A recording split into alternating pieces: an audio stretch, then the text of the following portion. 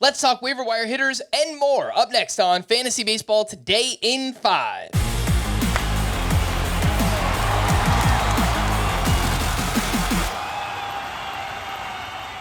Welcome into FBT in 5 and welcome to the All-Star break. Today is Monday, July 15th. I am Frank Stampfl, joined by Chris Towers, and let's take a look at some of the top waiver wire hitters from the weekend. This Rece Hinds thing is just stupid. I mean, he is on fire since getting called up. 1 for 3 with a grand slam on Friday, 2 for 3 with 2 more home runs on Saturday. He's all the way up to 61% rostered. Michael Toglia of the Rockies has been hitting for power big time. 3 for 4 with a triple dong on Sunday. He was not the only one. Lawrence Butler did not start on Friday, hit a pinch hit home run, and then on Sunday, 3 for 6 with 3 home runs of his own. He added 6 RBI. Chris, how would you rank these extremely hot outfielders right now? Rece Hinds, Michael Toglia, and Lawrence Butler. It would have to be Hinds, Butler, and then Toglia. I think Toglia a fair distance behind them just because I don't think he has the same tools. And look, with all 3 of these guys, I think the likeliest outcome is we're talking about them in a month as guys who are, less than 50% rostered. There are significant holes in each one of these players' games. Hinds had a sub 700 OPS at AAA before getting called up. He was striking out 38% of the time.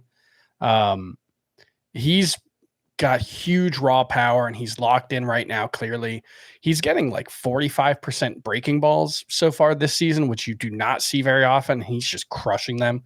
100-mile-per-hour average exit velocity on the breaking balls right now, but I don't know how sustainable the success is. I mean, 5 home runs in 8 games, not sustainable, but I don't know how sustainable any amount of success is given the underlying swing and miss issues with Rece Hinds, the underlying chase issues, but him and Lawrence Butler both have clear carrying tools.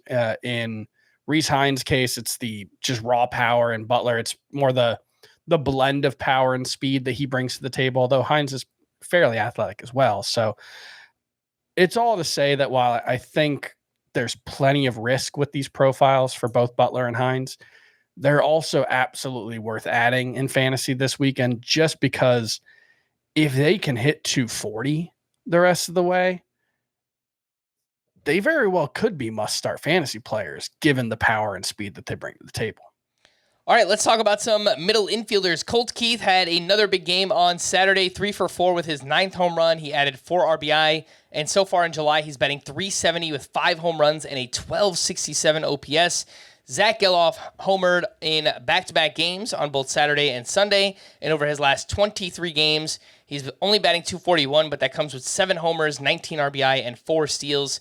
Chris, who would you rather have, Colt Keith or Zack Gelof?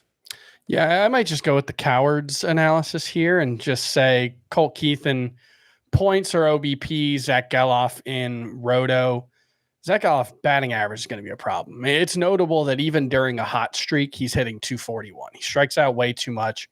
There's so much swing and miss in his game that I think that's always going to be a problem unless he takes a big step forward. But he's played 145 games at the major league level. I think it's 26 homers, 25 stolen bases. In Roto, even with a poor batting average, that's a must-start player. So I do think Zack Gelof is that in Roto leagues. But Keith, I think the overall hitting tool might be a little better. I certainly think he's going to hit for a better batting average, but the overall offensive profile, once you take stolen bases, is likely to be better than Zack Gelof. So in a points league, I think I prefer him.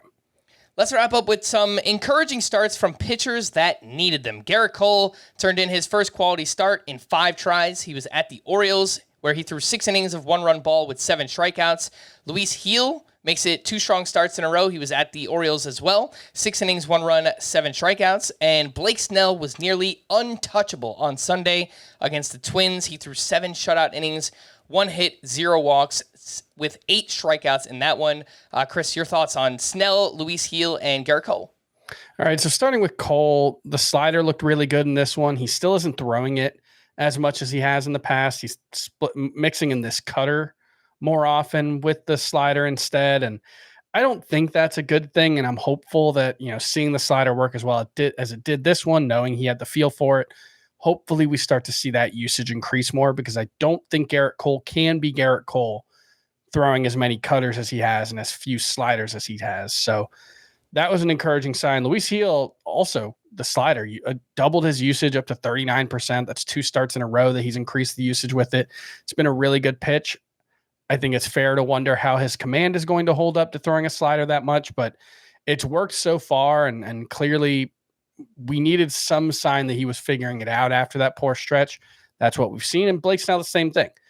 I didn't start him in this 2-start week. I regret it a little bit, but I still think the idea was right because you needed to see something from Blake Snell. Now we've seen it.